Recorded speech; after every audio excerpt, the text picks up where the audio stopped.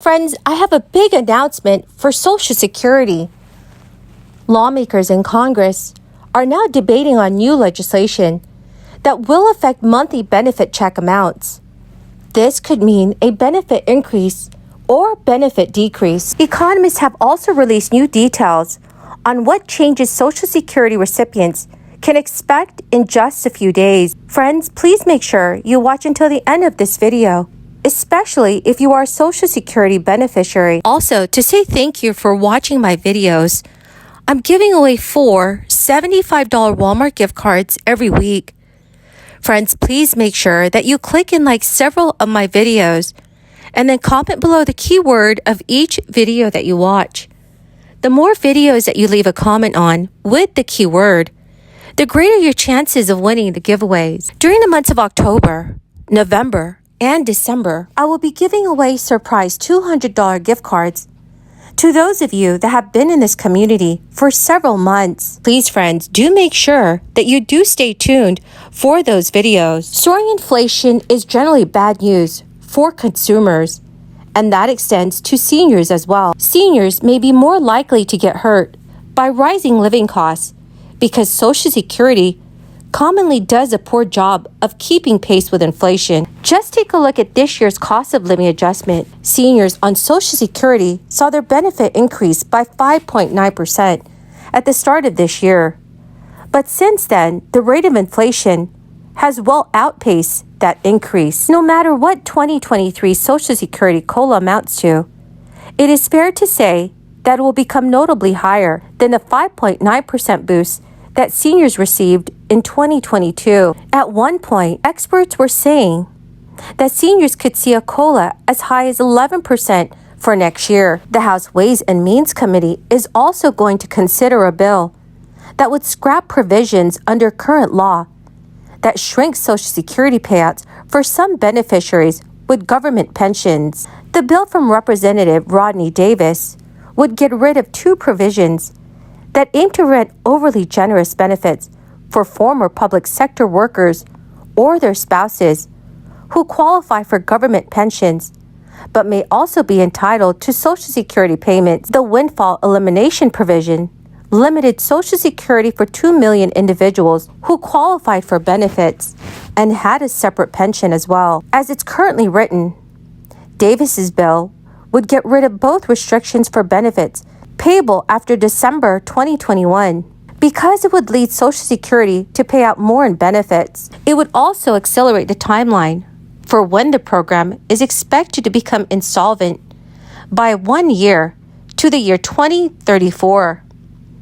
The SSA estimated that the measure would drain the Social Security Trust Fund by $146 billion over a decade, although the Congressional Budget Office has not weighed in with a formal cost estimate yet. While the bill is widely backed on Capitol Hill, its cost has drawn criticism. The Committee for a Responsible Federal Budget, a group of deficit hawks, has argued that while the provisions that Davis's bill would eliminate are imperfect, getting rid of them would lead to significant overpayments and weaken Social Security's finances.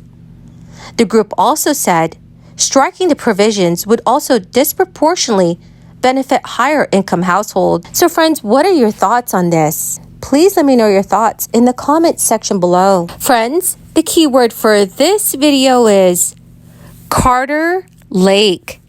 If you would like to enter tomorrow's Walmart gift card giveaway, please click and like several of my videos and then comment below this keyword, which is Carter Lake, and additional keywords of any video of mine that you watch.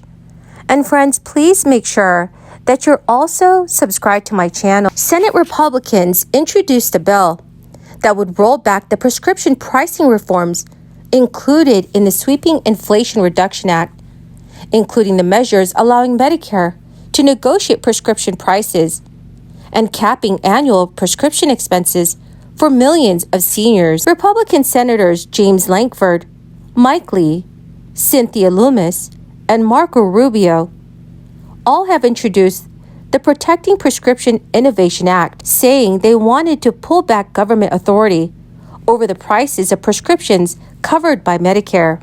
The Inflation Reduction Act was passed and signed into law in August, with no Republicans voting for it. The bill allows Medicare to negotiate prescription prices for the first time in the program's history. It also placed a $2,000 out-of-pocket cap on annual prescription costs for seniors on Medicare, as well as $35 monthly cap for insulin. Senator Lankford said in a statement, "Unfortunately, the Democrats' new government prescription price control in their Inflation Reduction Act creates even more barriers to effectively bringing down the cost of prescriptions, especially for senior adults on Medicare." If passed, the bill states it would make it so that prescription pricing measures in the Inflation Reduction Act had never been enacted. Democrats, who have been campaigning off of the passing of the Inflation Reduction Act, have continually warned that Republicans will seek to repeal the sweeping cost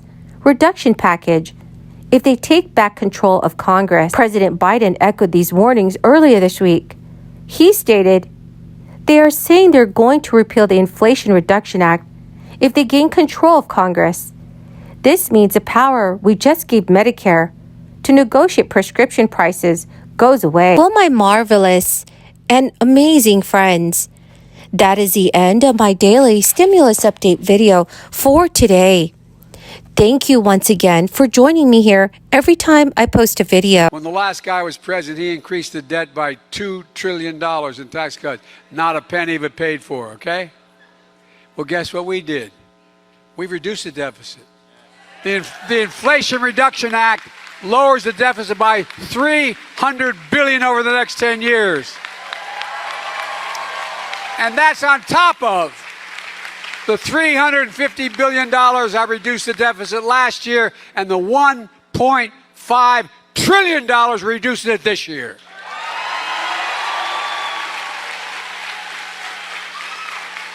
You'd think if the Republicans really cared about reducing inflation, they would have voted for the Inflation Reduction Act. But every single Republican voted against it, even though I know at least a dozen of them thought they should vote for it. But they would be primaried.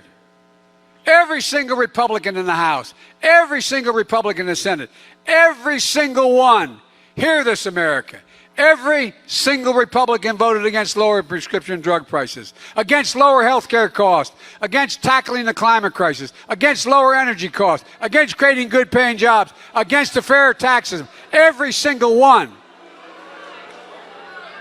That's not hyperbole. Every single American needs to return the favor when we vote.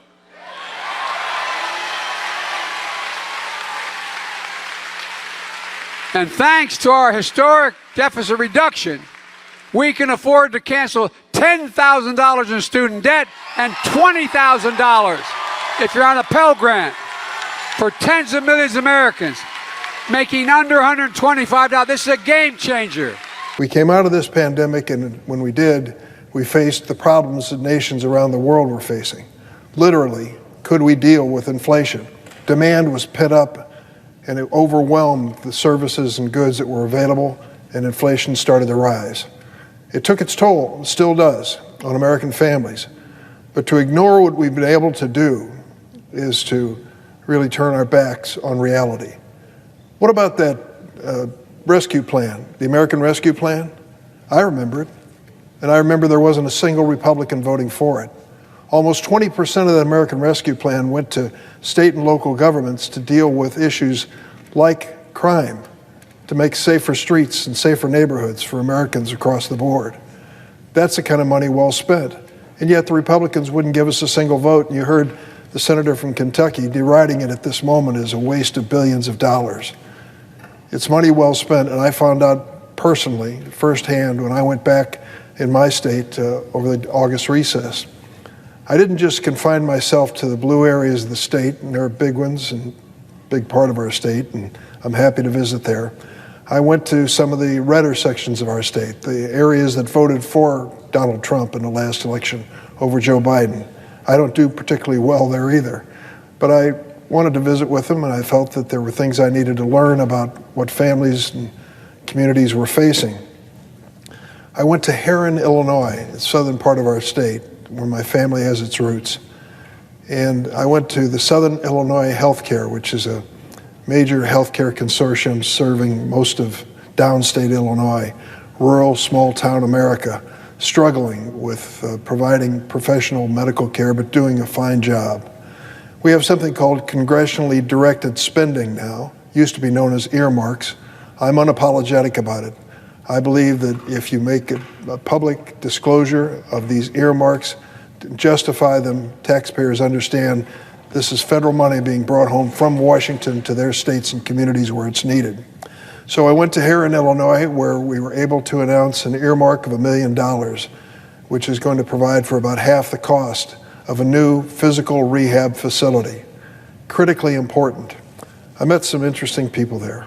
I met a little fellow, 4 years old, who was a victim of cerebral palsy. His name was Maverick. Maverick had a big smile on his face, was there at the rehab center to introduce me to the nurse that's been working with him. Strong, courageous little fellow, the pride of his family, the kind of courage he's showing. Now he has a rehab facility that is world-class in his region, in his neighborhood. The alternative, drive to St. Louis. You hear that over and over again in that part of the state. We just don't have it here. We have to drive to St. Louis.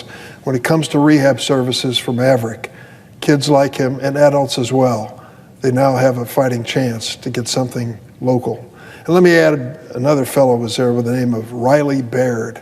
Riley's a high school student, and he's an amazing kid himself. He's a Boy Scout, and I used to be a Boy Scout a long, long time ago. He had that sash with all the merit badges on it. I think I had 5 of them when I finally quit. He must have had 50, maybe 100. He had them all on his way and passed as an Eagle Scout. He decided to make that rehab clinic his project. He and his family built some toys that the kids are using there. And he was there to accept the recognition and praise.